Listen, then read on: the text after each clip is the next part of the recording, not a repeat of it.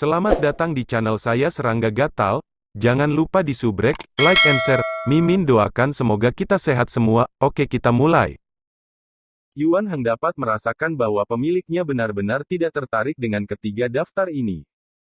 Pikirkan tentang itu dan Yuan Heng akan mengerti. Monster kuno dan jenius dunia itu, tidak peduli seberapa mempesona mereka, dalam analisis akhir, mereka hanya tokoh teratas di tingkat Yuan Dao. Sejauh menyangkut tuannya, dia sudah mampu membunuh lelaki tua di tahap tengah transformasi spiritual seperti Huo Tiandu, bagaimana dia bisa senang terdaftar di penyihir dunia. Sayangnya, nama Nona Sichan tidak ada dalam daftar. Yuan Heng menghela nafas. Suyi tidak bisa menahan tawa dan berkata, itu hanya daftar, bisakah kamu tetap menangkap semua orang top di dunia? Ketika konferensi lantai Fa dimulai, siapa yang kuat yang berpartisipasi di dalamnya? Jelas sekali. Lirikan. Hari-hari ini, dia jarang bebas. Selain berlatih, ia menginstruksikan Yue Sichan untuk berlatih, Sutra Pedang Xiao Xingsu. Hanya dalam beberapa hari, kekuatan Yue Sichan telah mengalami transformasi kualitatif. Pemahaman gadis itu tentang Kendo sangat tinggi sehingga Suyi memujinya. Sama seperti seorang guru yang bertemu dengan siswa yang baik yang tahu segalanya, bagaimana dia bisa tidak bahagia? Suyi sangat menantikan kecemerlangan seperti apa yang Yue Sichan bisa kembangkan di konferensi lantai Dharma. Tentu saja, peringkat adalah yang kedua. Yang penting adalah mengambil kesempatan ini untuk membuat Yue Sichan semakin mengasah dalam pertempuran, sehingga dia dapat memiliki pemahaman yang lebih jelas tentang kekuatannya sendiri.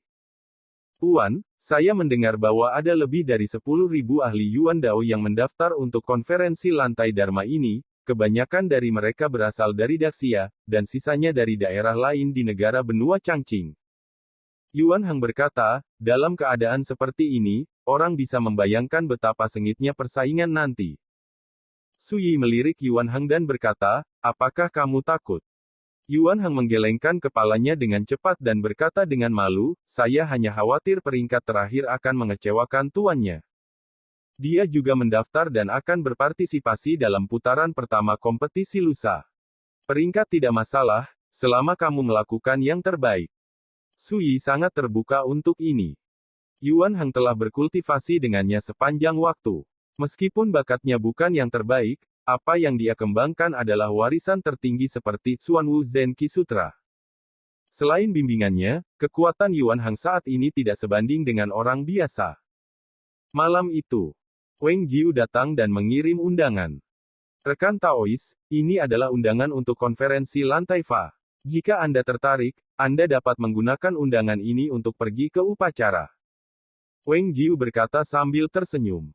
Dia tahu bahwa Suyi tidak akan berpartisipasi dalam konferensi lantai Dharma, jadi dia secara khusus mengirim surat undangan, yang dengannya dia bisa duduk di kursi VIP di lantai dan mengamati mereka yang berpartisipasi. Ini pekerjaan. Suyi menerima undangan itu. Rekan Taois, lantai Fa akan diadakan selama 5 hari, dan pada hari terakhir, 100 peserta yang menang akan bersaing untuk peringkat akhir. Wang Jiu Dao, pada hari kedua setelah konferensi lantai Dharma, yaitu pada hari pertama Oktober, keluarga kerajaan Daxia akan membuka altar teleportasi dan mengirim yang kuat dengan talisman Sumi ke meteorit. Pulau abadi Sumi di atas gua. Jika Anda ingin pergi ke sana, harap persiapkan terlebih dahulu. Su Yi mengangguk. Setelah mengobrol sebentar, Wang Jiu pergi. Tuan muda, dari 63 orang di daftar penyihir dunia, kebanyakan dari mereka berasal dari kekuatan besar di Daxia, dan hanya selusin dari mereka yang berasal dari negara sekuler lainnya. Di istana yang megah, seorang wanita berjubah Phoenix berkata dengan lembut, di antara mereka, hanya seorang pemuda bernama Suyi yang memiliki berita paling sedikit dan paling layak diperhatikan. Huan Shaoyou dengan rambut ungu dan mahkota emas menunjukkan minat, bagaimana kamu mengatakan ini? 6. Ada 13 orang, 57 dari mereka semua memiliki basis kultivasi dari alam pengumpulan bintang, dan 6 orang yang tersisa semuanya adalah basis kultivasi dari alam Yuanfu. Keturunan inti dari berbagai tradisi Tao, tetapi Suyi ini, bukanlah seorang kultivator Daxia, tetapi berasal dari sebuah negara kecil terpencil bernama Dazu. Wanita berjubah Phoenix itu memiliki tatapan aneh, tidakkah menurutmu ini tidak normal? Warisan dan bakat. Dan orang seperti inilah yang kita butuhkan. Setelah jeda, dia berkata, baiklah, tunggu konferensi lantai Fa dimulai, dan lihatlah kinerja Sui. Jika itu benar-benar bukan orang biasa, maka rekrut dia ke Huan kita. Di bawah komandonya. Wanita berjubah Phoenix menjadi aneh dan berkata, Tuan muda, menurut informasi yang saya tanyakan, tidak ada Sui di antara pria kuat yang mendaftar untuk konferensi lantai Dharma kali ini. Huan Shaoyou terkejut dan berkata, orang ini tidak normal. Setelah memikirkannya, dia melambaikan tangannya dan berkata, lupakan saja, dibandingkan dengan Sui, karakter kuat yang berpartisipasi dalam konferensi lantai Fa adalah yang perlu kita fokuskan untuk merekrut.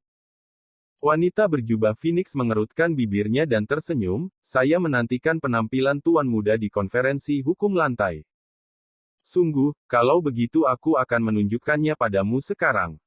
Huan Shaoyou tertawa, meraih pinggang ramping wanita berjubah Phoenix, dan berjalan menuju aula samping. Tuan muda, apa yang kamu lakukan? Wanita berjubah Phoenix itu terengah-engah dan matanya yang indah bersinar. Wanita berjubah Phoenix menerima tamparan di pantat. Tanyakan. Ibu mertua, apakah Anda mengatakan bahwa Sui tidak berpartisipasi dalam konferensi lantai Fa? Di paviliun yang elegan, Gu Changning membuka mulutnya dengan ragu. Ya, pendaftaran berakhir paling awal kemarin, dan tidak ada Sui dalam daftar yang diumumkan saat ini. Wanita tua itu berkata dengan lembut. Apakah dia berencana pergi ke Sumi Xiandao? Gu Changning mengerutkan kening. Segera, dia menyesali, saya masih menantikan konferensi lantai Dharma untuk melihat apakah dia dapat mengatasi para pahlawan, dan menempatkan para leluhur seperti Zheng Po, Huan Shaoyou, dan Qi Jiansu. Tokoh-tokoh teratas dalam mempesona dikalahkan satu persatu, dan akhirnya mencapai puncak dalam satu gerakan, sekarang tampaknya itu jelas tidak mungkin.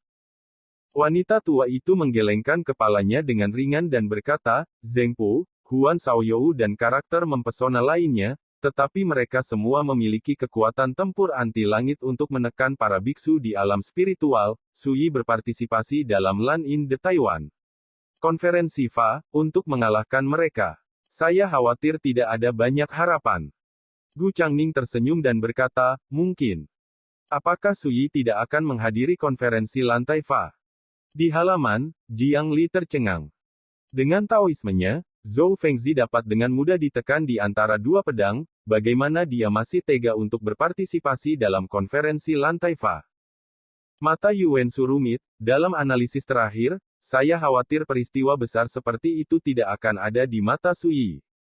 Ketika Jiang Li mendengar ini, dia tidak bisa menahan perasaan kecewa. Dia dan Yu Wensu sama-sama jenius yang paling mempesona di dunia saat itu, dan tokoh generasi muda teratas di Jalan Yuan. Tetapi hanya mereka yang tahu bahwa ada orang seperti Sui di dunia ini yang telah meninggalkan mereka jauh di belakang.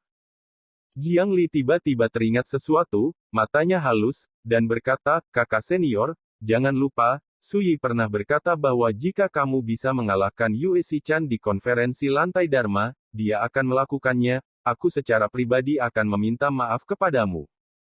Mata Yu Wensu berbinar, aku akan melakukan yang terbaik. Tuan, tidak ada rekan Taoisu dalam daftar orang kuat yang berpartisipasi dalam konferensi lantai Dharma. Sepasang mata jernih Wen Xinzhao bingung, bagaimana ini bisa terjadi. Hari-hari ini, dia dan Tuan Hanyan telah berada di kota untuk mencari tahu tentang Sui, tetapi sayangnya, sejauh ini, mereka belum dapat menemukan di mana Sui berada. Jam berapa sekarang? Aku masih peduli apa yang harus dilakukan. Spirit Master Hanyan berkata dengan lembut, besok, mereka akan tiba di kota Jiuding, dan yang perlu kamu lakukan sekarang adalah mengisi ulang energimu dan mengumpulkan pajak untuk mempersiapkan konferensi lantai Fa. Wen Xinzhao berkata dengan sedikit kekecewaan, saya masih berpikir untuk dapat bertemu dengan sesama Taoisu lagi sebelum konferensi lantai Fa.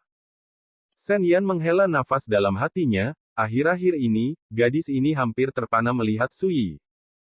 Menghentikan pikirannya, Master Hanyan berkata, menurut pendapat saya, bahkan jika Su Yi tidak memiliki rencana untuk berpartisipasi dalam konferensi lantai Fa, dia mungkin memperhatikan berita acara akbar ini. Bagaimanapun, tampaknya acara agung seperti itu menarik perhatian dunia, dan saya tidak percaya bahwa seorang kultivator seperti Su Yi dapat sepenuhnya mengabaikannya. Tentu saja. Shen Yan tersenyum. Puncak Gunung Tianmang. Puan, pada hari terakhir konferensi lantai Dharma, para kepala sekolah dari 4 silsilah Dao Agung dan para leluhur dari 3 klan utama semua akan datang untuk menyaksikan upacara tersebut. Wang Jiu berkata dengan hormat. Jubah kain setengah baya mengangguk, dan segera bertanya, apa yang dikatakan rekan Taoisu, apakah dia datang untuk menonton upacara?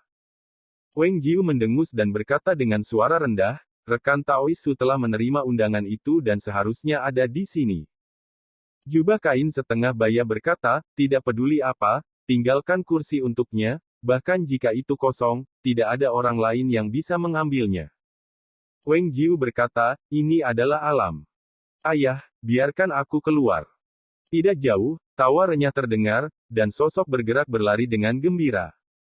Ini adalah seorang gadis cantik dalam gaun hijau aqua panjang, kulitnya sebening kristal dan putih, dan rambut hitamnya ditarik menjadi sanggul halus, dan jatuh di belakang kepalanya, mengungkapkan gambaran halus dari kemarahan dan kebahagiaan. Wajah kecil. Dia memiliki gigi putih, alis keriting, dan mata almond cerah, seperti peri kecil yang lincah. Melihat ini, Wang Jiu diam-diam pergi. Jubah kain setengah baya mendengus dingin, apakah kamu akan menyelinap pergi dari rumah di masa depan? Gadis dengan rok hijau tersenyum dan melangkah maju, menggulung lengan pria paruh baya berjubah kain, dan berkata dengan penuh kasih sayang, beraninya aku berani. Melihat wajah tersenyum gadis kecil itu, mata setengah baya berjubah kain melembut, dan berkata, gadis, apakah kamu ingat Su Yi? Su Yi. Gadis dalam gaun hijau tercengang, dan seorang pria muda dengan jubah hijau seperti batu giok muncul di benaknya. Segera, dia dengan cepat menggelengkan kepalanya dan berkata, saya tidak tahu, ayah, mengapa Anda menanyakan ini? Jubah kain setengah baya mendengus dan berkata, tidak ada, karena kamu tidak mengenalnya, menurutmu apa yang dia lakukan? Gadis dengan rok hijau memutar matanya dan berkata, mungkinkah ayahku ingin berurusan dengan orang ini? Jubah kain setengah baya berkata, tidak buruk. Tidak pernah. Gadis berbaju hijau itu terkejut dan langsung berhenti. Jubah kain setengah baya tidak bisa menahan tawa. Baru kemudian gadis berbaju hijau itu menyadari bahwa dia telah tertipu. Dia menatap mata almondnya yang indah dan berkata dengan kejam, benar saja, mulut seorang pria adalah hantu yang menipu. Jubah kain setengah baya tertawa dan berkata, gadis, kamu berbohong dulu, aku hanya mengikuti tren. Gadis berbaju hijau berkata dengan semangat tinggi, oke, katakan padaku sekarang, mengapa pria besar sepertimu tiba-tiba menyebut Su Yi? Jubah kain setengah baya ingat pertama kali dia bertemu Su Yi di luar gerbang kota, sampai apa yang terjadi hari ini, matanya tidak bisa menahan untuk menjadi halus, dan berkata, ini adalah cerita yang panjang. Gadis berbaju hijau mengedipkan matanya yang indah dan berkata, kalau begitu bicaralah perlahan. Baiklah, mari kita mengobrol dengan ayah dan anak kita malam ini. Pria paruh baya berjubah kain duduk di kursi samping sesuka hati, dan mengeluarkan sepanci anggur. Gadis berbaju hijau itu duduk dengan patuh di sampingnya. Hanya suara ayah dan anak yang terdengar. Setelah waktu yang lama, gadis berbaju hijau mengetahui tentang berbagai tindakan Su Yi di kota Jiuding, dan wajahnya yang halus dan lembut penuh dengan trans. Jadi orang itu sudah sangat kuat. Selain itu, bahkan ayahnya mengaguminya dalam kata-katanya, yang luar biasa. Ayah, mengapa kamu tidak memberitahuku ini sampai sekarang? Gadis berbaju hijau mau tak mau bertanya. Mata setengah baya dari jubah kain menunjukkan sentuhan belas kasihan, dan berkata, ini sangat sederhana, saya ingin melihat orang macam apa Su Yi ini, mengapa Anda harus meninggalkan ibumu ke batu giok burung pipit naga Anda? Liontin berikan semuanya padanya. Gadis dalam rok hijau tampak sedikit tidak nyaman, dan berbisik, ayah, apakah kamu terlalu banyak berpikir, kakak Su dan aku hanya berteman, kami telah lahir dan mati bersama, dan kami bersenang-senang bersama. Ketika saya memberi dia liontin giok, aku hanya khawatir dia akan diganggu ketika dia datang ke Daxia di masa depan. Melihat kepala putrinya dengan sedikit rasa bersalah, ekspresi setengah baya dalam jubah kain juga menjadi aneh, dan matanya sedikit rumit. Bagaimana melihat ini, saya merasa sedikit dibayangi. Setelah memikirkannya, jubah kain setengah baya berkata dengan suara lembut, "Gadis, tidak peduli apa yang Anda pikirkan tentang Suyi, sebagai seorang ayah, saya hanya ingin memberitahu Anda bahwa dalam beberapa hal, Suyi dan Anda ibu adalah jenis orang yang sama, mereka memiliki asal-usul yang tidak diketahui, dan mereka juga memiliki kekuatan yang tidak dapat diukur dengan akal sehat." Berbicara tentang ini, jejak kesepian dan kekecewaan muncul di alisnya, dan suaranya menjadi rendah, "Tetapi kamu juga dapat melihat bahwa ibu saya dan saya tidak bersama selamanya." Gadis berbaju hijau tercengang dan berkata, "Ayah, bukankah kamu mengatakan bahwa ibuku pergi karena dia tidak bisa menahan diri?"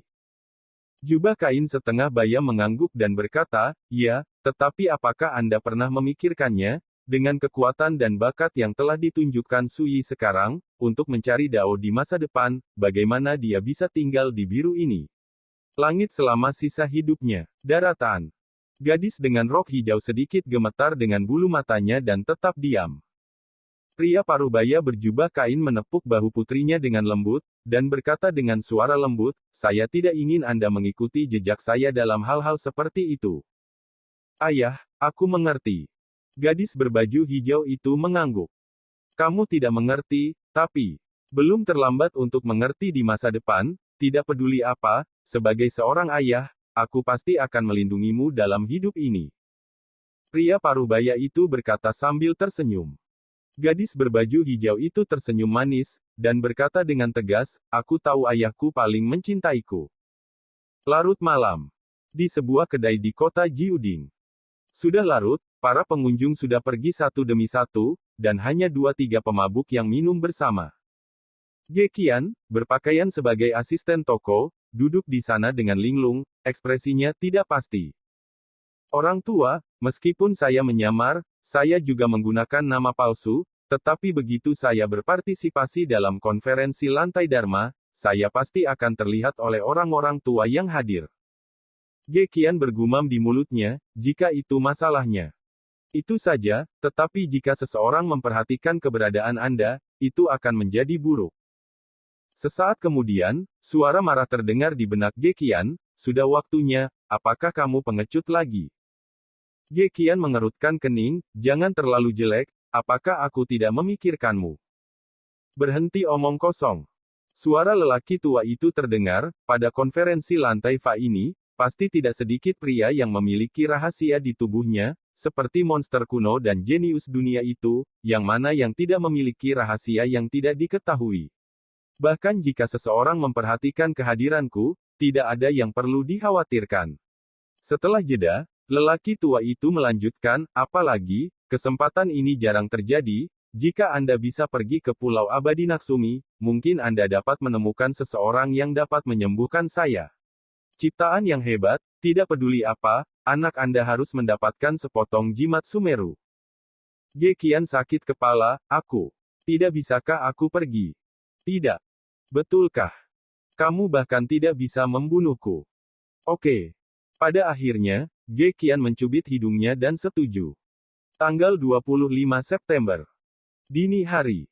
Hari ini adalah awal dari konferensi Fa Lantai. Lantai, dojo terbesar di kota Jiuding, telah dikuasai oleh keluarga kerajaan Daxia sejak zaman kuno, dan dapat menampung puluhan ribu orang. Konon kabarnya dulu, lantai dibuka oleh leluhur keluarga kerajaan Daxia, Jiuding Yuhuang, yang khusus digunakan oleh anak-anak klan untuk berlatih dan bertarung. Konferensi lantai Dharma, yang telah menarik perhatian dunia, akan diadakan di lantai. Acara yang belum pernah terjadi sebelumnya ini akhirnya akan dipentaskan. Seseorang menjadi bersemangat. "Aku hanya tidak tahu, apakah penjahat kuno atau jenius dunia yang bisa memenangkan tempat pertama pada akhirnya." Sebuah harapan. Kota ini sangat ramai, bahkan di pagi hari, ada orang yang pergi ke lantai di mana-mana. Bergegas pergi. Halaman King Yun. Su Yi penuh dengan makanan dan minuman, dan berbaring malas di kursi rotan. Saudara Su, apa yang ingin kamu makan malam ini? Aku akan kembali dan memasaknya untukmu. Yue Sichan bertanya dengan lembut. Gadis berjubah putih mengalahkan salju, membawa pedang jiwa jangkrik di punggungnya. Su Yi tersenyum dan berkata, jika kamu memikirkan hal-hal ini, berkonsentrasilah untuk berpartisipasi dalam perang. Setiap kali ada peristiwa besar, ada ketenangan, ini yang sering kamu katakan, Kakak Su. Yue Sichan berkedip. Su Yi tercengang. Tuan, lalu Nona Sichan dan saya akan berangkat bersama. Yuan Hang juga siap dan puas. Su Yi melambai, pergi. Melihat mereka berdua pergi, Su Yi beristirahat sebentar, lalu kembali ke kamar, bermeditasi seperti sebelumnya. Konferensi Lantai Fa adalah acara akbar di seluruh benua Changqing dan telah menarik banyak perhatian.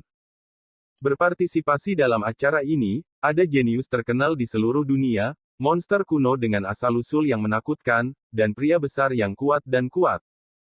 Bahkan para beku yang tidak memenuhi syarat untuk berpartisipasi sangat menantikan hal ini. Tetapi untuk ini, Su Yi tidak tertarik. Ini bukan karena semua orang mabuk dan saya sadar diri. Su Yi hanya berpikir begitu. Acaranya agak membosankan, dan itu jauh lebih bermakna daripada retret yang tenang. Saat itu hampir tengah hari. Su Yi berjalan keluar dari halaman King Yun, berjalan ke Xinghua Lu, yang berseberangan secara diagonal, dan memesan semangkuk mie polos khas, yang lezat. Bisnis di gedung ini sangat sepi. Penjaga toko juga tampak lesu. Karena di kota saat ini, kebanyakan orang sudah pergi untuk melihat kesenangan.